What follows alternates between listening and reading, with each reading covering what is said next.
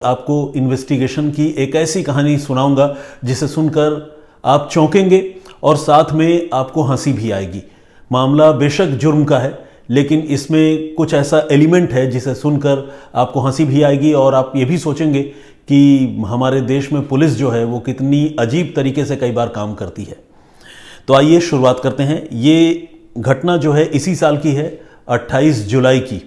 28 जुलाई को मध्य प्रदेश के छतरपुर में एक पुलिस स्टेशन है, बमीठा पुलिस स्टेशन, और बमीठा पुलिस स्टेशन में एक गांव है ऊंटापुरवा। तो इस ऊंटापुरवा गांव के एक कुएं में एक लड़की की लाश मिलती है। जिस लड़की की लाश मिली उसकी उम्र बमुश्किल 17 साल की थी, यानी वो नाबालिग लड़की थी और उसकी किसी ने हत्या कर दी थी और हत्या करके लाश कुएं में डाल दी थी। क्योंकि गांव में ही लाश मिली थी और लड़की भी उसी गांव की रहने वाली थी, तो बहुत जल्द इसका खुलासा हो गया। जब लोगों ने देखा, घर वालों को पता चला, तो फिर जाहिर है मातम पसर गया घर में। पूरे गांव के लोग सकते में आ गए। पुलिस को इन्फॉर्मेशन दी गई, पुलिस मौके पर पहुंची और पुलिस ने डेड बॉडी को बरामद करके पोस्टमार्टम के लिए भिजवाया। घर वालों से जब बातचीत हुई तो घर वालों ने उस गाँव के ही और आसपास के ही 3 लड़कों पर शक जताया और ये कहा कि ये तीनों लड़के उनकी बेटी को हमेशा परेशान किया करते थे और उन्हें पूरा यकीन है कि इन्हीं तीनों ने मिलकर उनकी बेटी की हत्या की है। पुलिस के पास एफआईआर दर्ज हुई और जब एफआईआर में 3 लड़कों के नाम बाकायदा दर्ज करवाए पीड़ित परिवार ने, तो पुलिस के पास कोई चारा नहीं था सिवाय उनसे पूछताछ करने के और उनको पकड़ने के। तो पुलिस ने उन तीनों लड़कों को पकड़ा और उनसे पूरी सख्ती से पूछताछ की। लेकिन कहानी में एक ज़बरदस्त ट्विस्ट आया। हुआ ये कि पुलिस जब जांच कर रही थी और पूछताछ कर रही थी तो इन लड़कों ने तो खैर ये कहा ही कि वो इस मर्डर केस में शामिल नहीं है, उनका कोई लेना देना नहीं है। लेकिन एविडेंस के तौर पर पुलिस को इनके मोबाइल फ़ोन की जो सीडीआर है उसमें इनका लोकेशन दिखा और वो लोकेशन, ये जो मौका वारदात है ऊंटापुरवा गांव, इससे काफ़ी दूर था।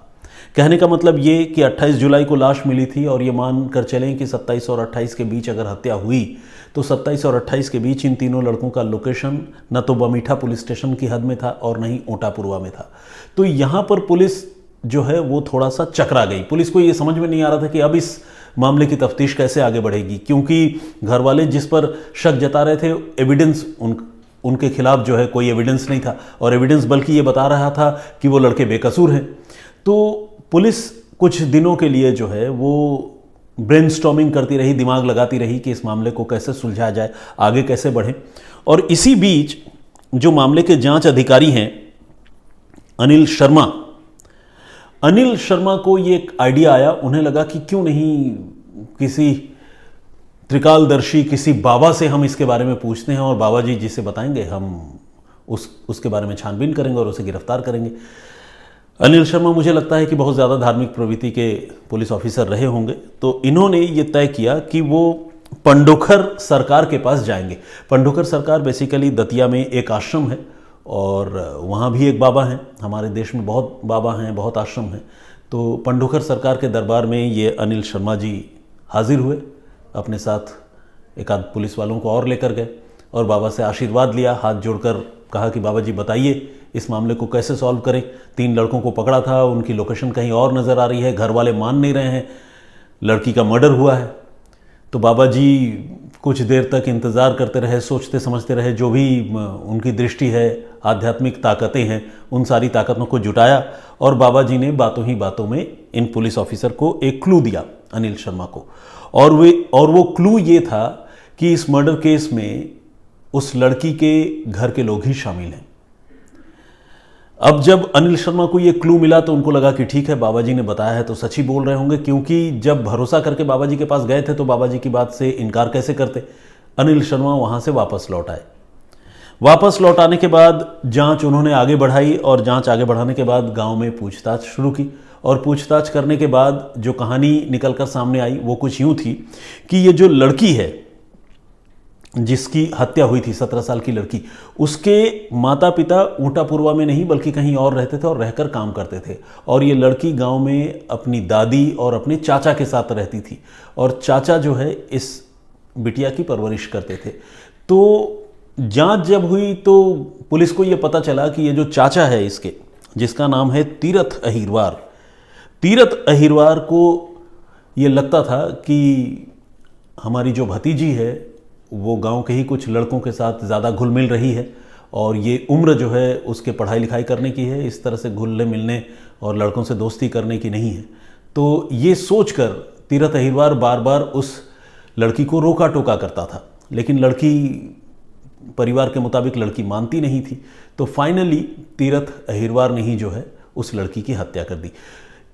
परिवार वालों ने ये बात नहीं बताई, परिवार वाले तो खैर इस बात से इनकार कर रहे थे, लेकिन पुलिस जो है, पुलिस ने तीरथ अहिरवार को गिरफ्तार कर लिया। और न सिर्फ गिरफ्तार कर लिया बल्कि कायदे से पुलिस ने सख्ती दिखाई, जो भी होता है मर्डर के केस में गिरफ्तार होने के बाद। तो जब सख्ती दिखाई, तीरथ अहिरवार की जमकर पिटाई हुई थाने में, तो फिर घर वाले बहुत परेशान हुए। उनको लगा कि भाई हम तो इंसाफ मांगने गए थे, हमारी बेटी की हत्या हुई है, यहाँ खुद हमारे ही परिवार के लोगों को पुलिस ने पकड़ लिया है। फिर घर वाले जो है उन्होंने बाकायदा एक एप्लीकेशन लिखा ज़िले के एसएसपी के नाम। एसएसपी जो है सचिन शर्मा है छतरपुर के, इनको एप्लीकेशन लिखा और एप्लीकेशन लिखकर इन्होंने कहा कि देखिए पुलिस ने जो है उल्टा हमें पकड़ लिया है, हमारे घर के मेंबर को ही पकड़ लिया मर्डर केस में, और जो मेन दोषी हैं हमारी नज़र में उनको पुलिस ने छोड़ दिया। और ऊपर से पुलिस ये कह रही है कि उनको एक बाबा ने इसके बारे में क्लू दिया है और वो बाबा जो हैं वो पंडोखर सरकार हैं, वहाँ से उनको जानकारी मिली है। तो अगर ऐसे बाबा के कहने पर ही तफ्तीश होनी है तो फिर पुलिस की क्या ज़रूरत है? बाबा जी से कहें उसे गिरफ्तार कर लें, उसे जेल भेज दे, सज़ा दिला दे। तो जब घर वालों ने इस तरह की शिकायत एसपी से की तो एसपी को भी लगा कि यार ये तो वाकई अति हो गया, ऐसा तो होना नहीं चाहिए कि बाबा के कहने पर गिरफ्तारी हो जाए। और उन्होंने अपने स्तर पर इस मामले की छानबीन शुरू कराई। छानबीन में एसपी को यह भी पता चला कि न सिर्फ पंडोखर सरकार के कहने पर तीरथ अहिरवार की लड़की के चाचा की गिरफ्तार हुई, बल्कि पंडोखर सरकार जो ये बात बता रहे हैं पुलिस ऑफिसर को कि घर का ही कोई मेंबर इस मामले में शामिल है और पुलिस वाले हाथ जोड़े जो है आशीर्वाद लेने गए हैं, उसका एक वीडियो क्लिप भी था। वो वीडियो क्लिप भी जो है वो एसपी को हाथ लगा, उन्होंने वो चीज़ देखी। और जब एसपी ने वो चीज़ देखी तो उन्होंने रियलाइज़ किया कि घर वालों की शिकायत जो है बिल्कुल सही है। और उन्होंने न सिर्फ अनिल शर्मा को सस्पेंड किया जो इस मामले के इन्वेस्टिगेटिव ऑफिसर थे, आईओ, बल्कि उस बमीठा थाने के जो एसएचओ हैं पंकज शर्मा, उनको भी सस्पेंड कर दिया। 2 लोगों को सस्पेंड कर दिया और मामले की नए सिरे से जांच के लिए जो है एक टीम बना दी। उस टीम के पास ये जिम्मेदारी थी कि वो इस मामले की नए सिरे से जांच करके गुनहगार का पता लगाएं और साथ ही ये भी पता लगाएं कि ये जो बाबा वाला एपिसोड है वो क्या है। तो खैर बाबा वाले एपिसोड के बारे में तो तकरीबन सारी सच्चाई खुलकर सामने आ चुकी थी, क्योंकि वीडियो क्लिप मौजूद था और वो वीडियो क्लिप खुद पुलिस वालों ने ही जो है घर वालों को दिखाया भी था कि ये देखो बाबा जी बता रहे हैं कि तुम्हारे घर के लोग ही इस मामले में इन्वॉल्व हैं। तो इसीलिए बाबा वाली बात तो ये साबित हो गई कि पुलिस वालों ने जाकर बाबा से आशीर्वाद लिया था और बाबा ने ही बताया था कि घर के लोग इस मामले में मर्डर में शामिल है। ये तो एक पहलू है जो जांच में साफ हो गई। अब नए एसएचओ उस इलाके के आए, अरविंद दांगी। इत्तेफाक से इन्होंने भी जांच की तो जांच में इनको भी वही बात पता चली। जांच में ये पता चला कि ये जो तीरथ अहिरवार है, इनको लगता था कि उनकी भतीजी जो है वो गलत संगत में पड़ गई है और परिवार का नाम मिट्टी में मिलाने वाली है। तो इसीलिए तीरथ अहिरवार ने ही जो है अपनी भतीजी की हत्या कर दी थी और सबूत मिटाने के लिए लाश को न सिर्फ उसने कुएं में फेंक दिया था, बल्कि पूरे मामले की तफ्तीश दूसरी तरफ मोड़ने के इरादे से अहिरवार परिवार ने और खासकर तीरथ अहिरवार ने गांव के ही 3 लड़कों के नाम लिखा दिए थे जिनसे वो नाराज चलते थे या जो लड़के के साथ इस लड़की की दोस्ती थी। अब इसे एक तीर से 2 शिकार करने वाली इनकी साजिश थी, लेकिन जब पुलिस ने नए सिरे से तफ्तीश की तो इत्तेफाक से वही तीरथ अहिरवार ही पुलिस की तफ्तीश में दोषी भी पाया गया। लेकिन विडंबना देखिए कि अगर पुलिस पहले ये तफ्तीश करती और तीरथ अहिरवार के खिलाफ सबूत जुटाकर उसे गिरफ्तार करती फिर तो बात समझ में आती, लेकिन अगर बाबा के कहने पर उसने गुनहगार को पकड़ लिया तो जाहिर सी बात है ये अपने आप में गुनाह करने वाली बात हो गई, क्योंकि ऐसे तो किसी मामले की तफ्तीश होती नहीं है और होनी नहीं चाहिए। तो इसीलिए अब ये मामला एक तरह से सुलझ चुका है। आरोपी वही चाचा निकला है जिस चाचा के बारे में पंडोखर सरकार बाबा ने क्लू दिया था पुलिस वालों को। लेकिन विडंबना यह है कि क्लू के आधार पर जब गिरफ्तारी हुई तो घर वालों ने विरोध भी किया और इस मामले की हाई लेवल की जांच भी हुई, 2 पुलिस वाले सस्पेंड भी हो गए। लेकिन अब जब पुलिस ने नए सिरे से जांच की तो घर के लोग ही इस मामले में दोषी पाए गए पुलिस की जांच में, और पुलिस ने फिलहाल तीरथ अहिरवार को गिरफ्तार कर लिया है। तो खैर ये कहानी फिलहाल यहीं तक। जैसा कि मैंने आपको बताया कि ये 28 जुलाई की घटना थी, उसके बाद से लगातार जांच चल रही थी और ये अभी भी इन्वेस्टिगेशन इस मामले की चल रही है। लेकिन तीरथ अहिरवार चाचा को पुलिस ने फिलहाल गिरफ्तार कर लिया है और इस मामले का खुलासा भी हो गया। लेकिन ये घटनाक्रम अपने आप में बहुत अजीब है, चौंकाने वाला है, तो मुझे लगा कि आप लोगों से ये बात मुझे साझा करनी चाहिए। और वो कहते हैं ना कि एमपी अजब है, तो वाकई एमपी के जो पुलिस वालों ने ये दिखा दिया कि एमपी अजब है। इस तरह की अजीबोगरीब हरकत और ऐसा अजीबोगरीब फैसला जो है शायद एमपी की पुलिस ही कर सकती है। चलिए अब आगे बढ़ते हैं और आपसे जो कल मैंने सवाल पूछा था उस सवाल के जवाब की बात करते हैं। कल हमने ये पूछा था कि एलसीडी और एलईडी का फुल फॉर्म क्या होता है, तो बहुत सारे दर्शकों ने इसका जवाब दिया है और तकरीबन सारे लोगों ने सही जवाब दिया है। हालांकि कुछ टाइपो वाले इशू हैं, मतलब कुछ गलतियां इसका जवाब टाइप करने में कुछ लोगों ने की है, लेकिन फिर भी जिस दर्शक ने सबसे पहले सही जवाब दिया है उनका नाम श्रीराम है। तो श्रीराम जी, मैं आपका बहुत बहुत स्वागत और अभिनंदन करता हूँ। उन्होंने बताया है कि एलईडी जो है वो लाइट एमिटिंग डायोड होता है और एलसीडी लिक्विड क्रिस्टल डिस्प्ले। बिल्कुल यही जवाब है और इसकी और टेक्निकलिटी में तो खैर फिलहाल मैं जाना नहीं चाहूँगा, लेकिन ये जवाब करेक्ट है और यही जवाब श्रीराम जी ने दिया है। इसके अलावा हमारे बहुत सारे दर्शकों ने बिल्कुल यही जवाब दिया है, तो आप सारे लोगों का मैं बहुत बहुत धन्यवाद करता हूँ कि आप लोग इतना इंटरेस्ट लेते हैं और मेरे सवालों का यूँ जवाब देते हैं। कल के लिए एक सवाल मैं आप सबको बताना चाहूँगा, आप सबके लिए छोड़ना चाहूँगा, प्लीज़ उस सवाल का जवाब दीजिएगा और इसके बाद मैं अपने कुछ दर्शकों के नाम और कमेंट्स जो है वो पढ़ूँगा। तो कल का सवाल ये है जिसका जवाब प्लीज़ आप लोग दीजिए, अगर आप लोगों में से किसी को पता है तो। ब्लड ग्रुप की खोज किसने की थी?